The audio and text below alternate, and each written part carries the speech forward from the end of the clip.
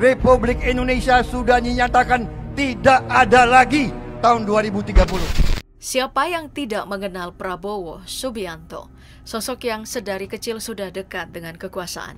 Lahir di Jakarta pada 17 Oktober 1951 dari pasangan Profesor Dr. Sumitro Joyo Hadikusumo dan Dora Siregar. Sang ayah bukan sosok sembarangan, ia terkenal sebagai ekonom terkemuka, juga pernah menjabat sebagai menteri di era Presiden Soekarno dan Soeharto. Bahkan ia juga menikah dengan salah satu putri Presiden Soeharto, Siti Hediati Haryadi, atau yang lebih dikenal dengan Titi Soeharto. Mereka juga dikaruniai seorang anak, namun memilih mengakhiri pernikahan di tahun 1998. Tapi hidup harus terus berlanjut. Prabowo kembali menata hari-harinya. Namun jauh sebelum meniti karirnya sebagai seorang politikus dan pebisnis, ia meniti karir dari bawah sebagai seorang prajurit TNI. Jabatan terakhirnya sebagai Panglima Kostrat dengan pangkat Jenderal Bintang 3. Sebelumnya ia juga sempat mengemban tugas sebagai Komandan Jenderal Kopassus saat berpangkat Bintang 2. Prabowo sebenarnya pernah menyampaikan di depan publik keinginannya untuk punya pangkat Bintang 4. Sayangnya nasib berkata lain, ia terhenti di pangkat Bintang 3. Aku juga pengen dulu Bintang 4. Tapi ya takdir tidak mengizinkan. Pertanyaan itu tentu menuai tanggapan beragam dari berbagai pihak. Ada yang menilai jika saat itu Prabowo ingin curhat jika dirinya menginginkan pangkat tertinggi di TNI itu bahkan sejak masih kecil. Meski begitu ia bersyukur bisa menyelesaikan tugasnya sebagai abdi negara. Juga dengan pangkat Letnan Jenderal. Karena rekan-rekan banyak yang selesai mengabdi hanya sampai pangkat Letnan Kolonel saja. Aku juga pengen dulu Bintang 4. Tapi ya takdir tidak mengizinkan. Sayangnya Prabowo selalu disangkut pautkan dengan kasus isu kudeta dan penculikan aktivis di tahun 1997 sampai 1998. Isu itu pun melekat pada dirinya dan selalu membayangi hingga saat ini. Soal kasus penculikan aktivis, Prabowo mengaku memberikan instruksi untuk mengamankan pihak yang dianggap berpotensi mengganggu keamanan. Tapi yang diberi arahan mungkin terlalu antusias, atau bisa saja mendapat instruksi lain tanpa sepengetahuannya, dan ia mengaku berani bertanggung jawab atas kasus itu. Atas peristiwa ini pun Prabowo sempat diperiksa oleh Dewan Kehormatan Perwira atau DKP yang beranggotakan jenderal-jenderal senior dan diketuai oleh Jenderal Subagio Hadi Siswoyo. Isu ini pun kembali ramai di pertengahan tahun 2018. Saat itu Amerika Serikat membuka 34 dokumen rahasia dan menemukan salah satu kasus yang pernah dilakukan oleh Prabowo yang disebut memerintahkan Kopassus untuk menghilangkan paksa sejumlah aktivis di tahun 1998. Lalu, pernyataan Prabowo soal janji penegakan hak asasi manusia yang lebih baik setelah dirinya terpilih sebagai presiden. Kalau saya jadi presiden, tidak akan ada lagi pelanggaran HAM. Tapi justru ditanggapi berbeda oleh berbagai pihak. Pasalnya, sosok Prabowo selalu dikait-kaitkan dengan beberapa isu pelanggaran HAM di masa lalu yang menyeret namanya. Baik, hak asasi manusia yang paling dasar adalah hak untuk...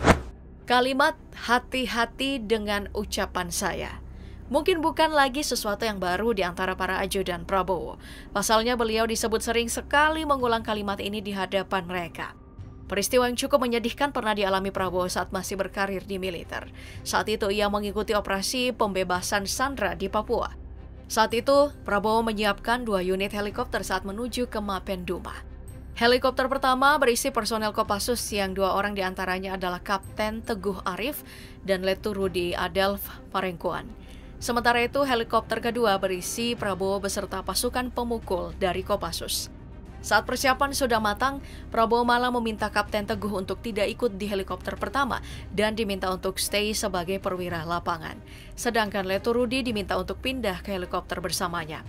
Setelah itu penerbangan pun dilanjutkan dan helikopter kedua mulai lepas landas.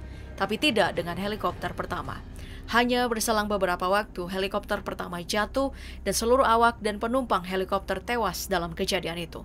Beruntungnya Kapten Teguh dan Letu Rudi tidak diperbolehkan menumpangi helikopter itu dan selamat dari insiden yang menewaskan rekan-rekan mereka. Kini Kapten Teguh sudah berpangkat Mayor Jenderal, sedangkan Letu Rudi saat ini sudah pensiun namun masih mengabdi pada Prabowo. Sejak saat itu semua ajudan Prabowo sangat berhati-hati dengan ucapan beliau, mengingat hampir semua perkataan beliau selalu menjadi kenyataan. Memimpin negara ini. Ya, ucapan Prabowo saat itu lumayan bikin geger saat dirinya maju menjadi calon presiden. Saat itu Prabowo mengatakan jika Indonesia akan bubar di tahun 2030 mendatang.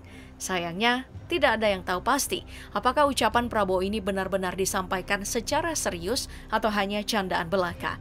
Pasalnya belakangan terkuak jika kalimat yang dilontarkan oleh mantan Danjen Kopassus ini ternyata dikutip dari sebuah cerita fiksi. Ia mengutipnya dari sebuah novel bergenre fiksi ilmiah berjudul Ghost Fleet, A Novel of the Next World War yang terbit tahun 2015 dan ditulis oleh P.W. Singer and August Cole. Republik Indonesia sudah dinyatakan tidak ada lagi tahun 2030. Pernyataan selanjutnya yang lagi-lagi membuat gaduh Republik ini adalah soal tampang Boyolali yang tidak bisa masuk hotel berbintang karena tampangnya tidak seperti orang kaya. Usai membuat pernyataan itu di sebuah pidatonya, Prabowo mendapat kecaman dan desakan untuk meminta maaf. Bahkan Bupati Boyolali, Seno Samudro, sempat mengumpat dan mencecar pernyataan Prabowo itu dengan kata-kata kasar. Lalu ditanggapi kembali oleh Prabowo. Ya, maksud saya tidak negatif. Tapi kalau ada yang tersinggung, ya saya minta maaf.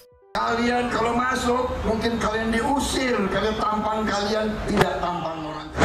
Setelah menyinggung warga Boyolali soal tampang mereka yang tidak pantas masuk hotel, Prabowo kembali beraksi dengan singgungannya soal lulus sekolah hanya jadi tukang ojek.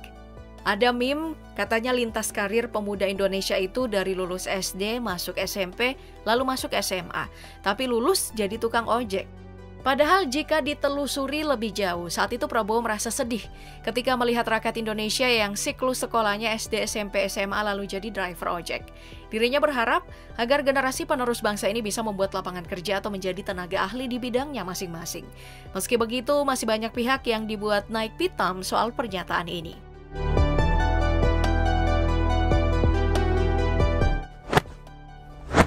Beberapa pihak mungkin sudah biasa menyampaikan kritikannya terhadap sistem perekonomian di Indonesia. Namun salah satu kritik yang disampaikan oleh Prabowo ini justru memicu kontroversi. Pasalnya, sosok yang satu ini menyebut jika sistem ekonomi yang digunakan di Indonesia bodoh dan lebih parah dari neoliberalisme. Pernyataan Prabowo ini pun sontak dikritik oleh para elit dan pengamat ekonomi. Mereka menilai jika pernyataan yang dilontarkan oleh mantan menantu Soeharto ini sama saja dengan bentuk penghinaan kepada para pendiri bangsa. Pasalnya, yang dinamakan dengan pemerintahan pasti akan berkelanjutan. Pernyataan lainnya soal perekonomian yang juga tak kalah kontroversinya adalah negara ini sedang dijajah asing. Ekonomi kita dikuasai asing. Pernyataan ini dilontarkan dalam konteks mengkritik keterlibatan pihak negara asing dalam perekonomian Indonesia. Bahwa sistem ekonomi yang berlaku di Indonesia adalah keliru, adalah salah.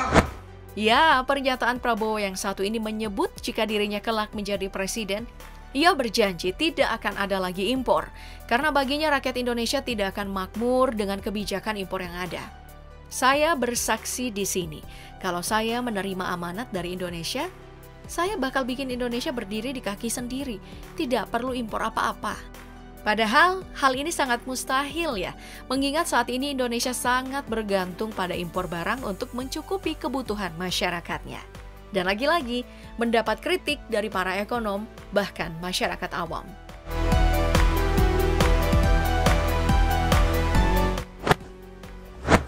Saya siap menjalankan revolusi mental dalam arti membasmi korupsi, kolusi, dan nepotisme. Well, pernyataan ini disampaikan Prabowo saat melanjutkan debat Capres tahun 2019 silam. Sayangnya, meski dirinya menganggap pernyataan ini bernilai positif, tapi tidak selalu ditanggapi demikian oleh sebagian pihak. Mereka menyebut jika istilah revolusi mental yang digemborkan Prabowo ini sudah memicu kemarahan publik karena dianggap mirip dengan frase yang pernah digunakan oleh rezim Orde Baru yang dianggap otoriter di masanya. Lembaga-lembaga pemerintah itu lemah kalau terlalu banyak korupsi. Kalau mau demo, kita ada senjata untuk lawan. Nah, salah satu pernyataan Prabowo ini adalah untuk merespon rencana demonstrasi massa. Tapi seperti yang sudah-sudah, kali ini kembali dicecar. Pasalnya, pernyataan tersebut dianggap sebagai ancaman kekerasan darinya dan dianggap tidak mendukung hak rakyat untuk menyampaikan pendapatnya secara damai. Sama halnya dengan pernyataan yang lain, saya siap perang demi Indonesia. Pernyataan ini dianggap bernada agresif dan retorikanya berlebihan. Padahal dirinya hanya menegaskan jika siap berkomitmen untuk menjaga keutuhan dan kedaulatan Indonesia.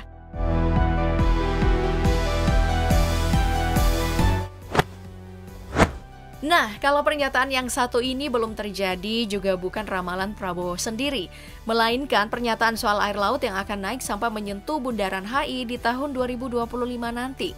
Itu diprediksi oleh Perserikatan Bangsa-Bangsa atau PBB atau United Nations. Tapi ya namanya juga prediksi, pasti ada yang percaya dan tidak percaya.